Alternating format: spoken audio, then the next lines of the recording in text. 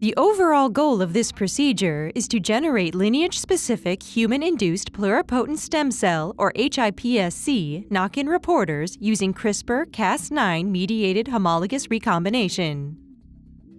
This is accomplished by first designing and constructing targeting vectors. The second step is to design and construct single-guide RNAs for the CRISPR-Cas9 system or the Cas9N double nickase system. 293F T cells are then co-transfected with the single-guide RNAs and Cas9 expression vector, and the DNA is extracted and amplified for evaluation by a T7 endonuclease 1 assay. The final step is to perform in silico prediction of potential off-target sites. Ultimately, HIPSCs will be transfected with the targeting vector and CRISPR-Cas9 system components to make neural lineage knock-in reporter cell lines. The main advantage of this technique over existing methods, like the conventional homologous recombination, is that CRISPR-Cas9-mediated gene targeting has a much higher targeting efficiency. Generally, individuals new to this method will struggle because it might take some practice to design single-guide RNAs. Visual demonstration of this method is critical, as the steps for single-guide RNA design and in silico prediction of off-target sites are difficult to learn, because the CRISPR-Cas9 concept was just recently introduced for gene editing, and the new online resource tools are employed.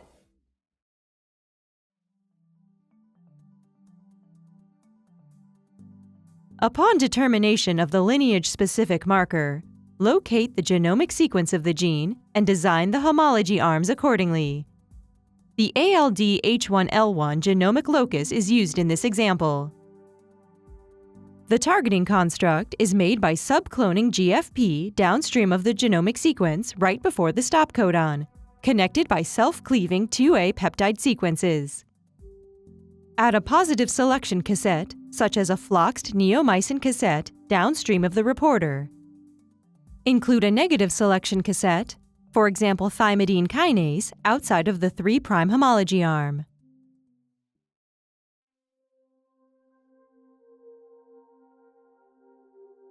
Begin this procedure by determining the lineage-specific marker that will be targeted to make the reporter. ALD-H1L1 is used in this demonstration. Copy the cDNA sequence from the NCBI database. Go to the Human Blot search to obtain a genomic DNA alignment. Click the Browser tab to view the assembly of the gene. Under the View tab, click DNA to obtain the full genomic DNA sequence in FASTA format. Locate the stop codon within the DNA sequence, where the 2A sequence and the reporter cassette will be tagged. Search for the protospacer adjacent motif, or PAM, for example NGG, within the vicinity of the stop codon.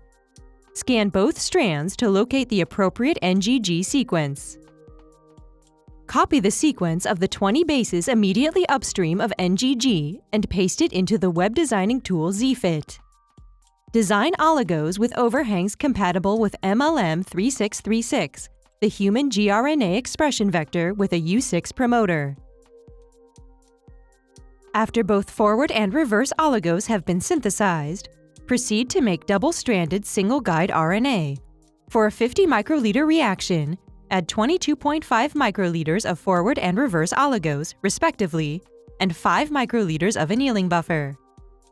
Denature both oligos at 70 degrees Celsius for 15 minutes, and gradually cool down to room temperature. Next, mix and ligate the oligos with BSMB1 digested MLM3636.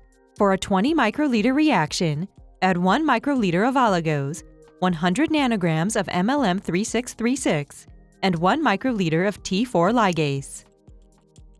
Incubate at room temperature overnight. On the following day, transform DH5-alpha component cells with a ligation product by heat shocking at 42 degrees Celsius for 30 seconds. Grow the bacteria on an LB agar ampicillin plate at 37 degrees Celsius overnight. On the following day, pick 3 to 5 colonies for plasmid preparation. Subsequently, the plasmid DNA is confirmed by commercial sequencing, and the correct plasmid is prepared using a standard maxi-prep protocol.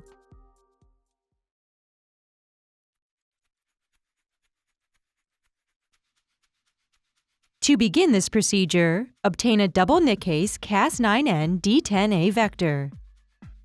Design a pair of forward and reverse oligos for each targeting locus, following the same procedure demonstrated for the CRISPR-Cas9 system. ALD-H1L1 will again be the example here. Copy the sequence of 20 bases immediately upstream of NGG and paste it into the web designing tool ZFit. To obtain oligos with overhangs compatible with the vector, remove the first base and the last base of both forward and reverse oligos that are shown by the ZFit designing tool. Synthesize the forward and reverse oligos and name them as follows: lowercase f, n, uppercase F, and lowercase f, n, uppercase R for PAMs on one side of the target site, and lowercase r, n, uppercase F, and lowercase r, n, uppercase R for PAMs on the other side of the target site. Of these, n is the number to designate different PAMs. Lowercase f and r represent the location of the PAMs, either at the sense or antisense strand, and uppercase F and R represent forward and reverse oligos. After identifying the optimized pair of single-guide RNAs to be used for Cas9n by using the T7E1 assay, proceed to make double-stranded single-guide RNA. For a 50 microliter reaction, add 22.5 microliters of forward and reverse oligos, respectively, and 5 microliters of annealing buffer.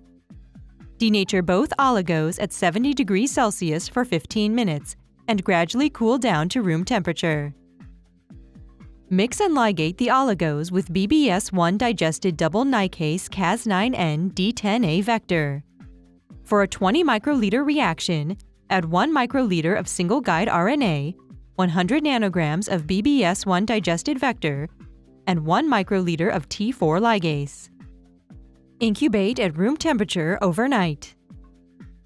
Transform DH5-alpha component cells with a ligation product by heat shock at 42 degrees Celsius for 30 seconds. Grow the bacteria in LB agar ampicillin at 37 degrees Celsius overnight. On the following day, pick 3 to 5 colonies for plasmid preparation. Subsequently, the plasmid DNA is confirmed by a commercial sequencing vendor and the correct plasmid is prepared using a standard maxi-prep protocol.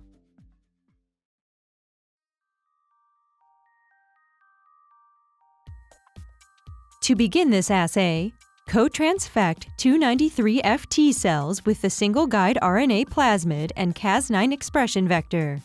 Add 0.5 micrograms of single-guide RNA vector, 0.5 micrograms of Cas9 expression vector, and 1.5 microliters of lipofectamine 2000 to the cells. Incubate the cells at 37 degrees Celsius for 72 hours. After 72 hours, harvest the cells by removing the culture medium from each well, adding 100 microliters of DNA quick extraction buffer and triturating vigorously. Transfer the cells to tubes. Incubate the mixture at 68 degrees Celsius for 15 minutes, followed by 95 degrees Celsius for 8 minutes. This is the template for the subsequent PCR experiments. Set up the PCR to amplify the sequence flanking the protospacer adjacent motif. For a 50 microliter reaction, combine 1 microliter of the template, 0.5 microliters of Herculase 2, 0.5 microliters of DMSO, 10 microliters of 5X buffer, 0.5 microliters of a DNTP mix, and 1 microliter of a forward and reverse primer mix. Perform the PCR following the parameters described in the protocol. When the PCR is complete and the DNA concentrations of the PCR products have been measured, add 400 nanograms of PCR products to 2 microliters of digestion buffer 2. Add DDH2O to a final reaction volume of 19 microliters. Incubate in boiling water for 5 minutes.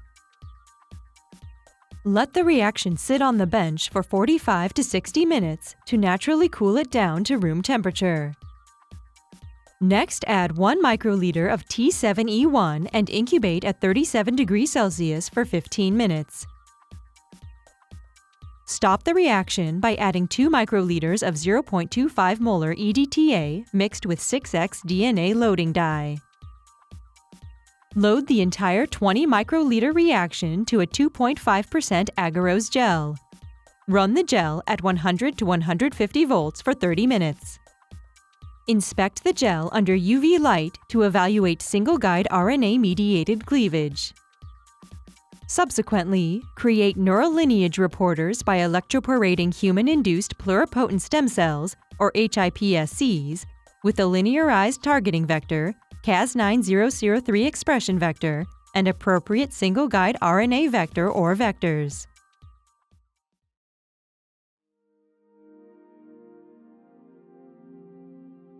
Potential off-target sites can be predicted using an online open-source tool called CasOT, which is a Perl-based program. For a Windows system, download the CasOT program and the Human Genome Database files to a local hard drive. Prepare the target file of the designed single-guide RNA in the FASTA format. Open the file named CasOT. A command window will appear. Leave it as is for now. Next, open the file named opt-generator to generate an option string. Paste the path and name of the target file into the dialog of the -t or -target option. Paste the path of the genome sequence file into the dialog of the -g or -genome option. Copy the option string and paste it into the CasOT command window shown earlier. At the completion of the CasOT program run, a folder will be generated. Open the .csv file within the folder with a spreadsheet program. This file contains the following information for every off-target site: chromosomal and genomic location, sequence of the site, mismatch type, total number of mismatched bases, and exon information relating to the off-target site.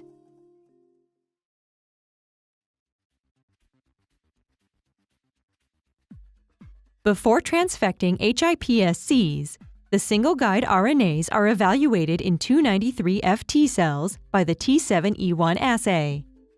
In this representative result, the single-guide RNAs are designed for targeting the human OLIG2 gene.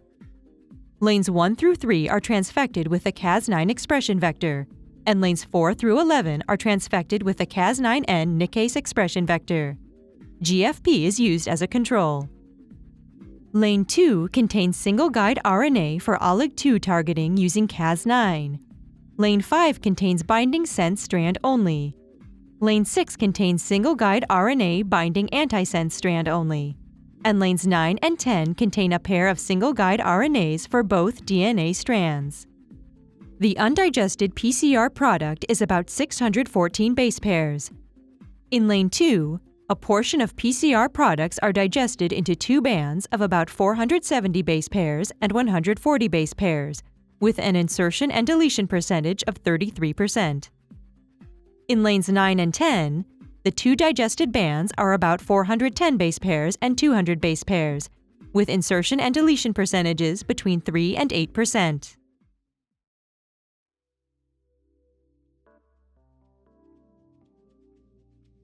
Once mastered, vector and single-guide RNA design and evaluation can be done in about a week if it is performed properly. After its development, this technique paved the way for researchers in the field of stem cell biology to explore gene functions in development and disease in human systems. After watching this video, you should have a good understanding of how to design and construct single-guide RNAs for the CRISPR-Cas9 and Cas9N double nickase system.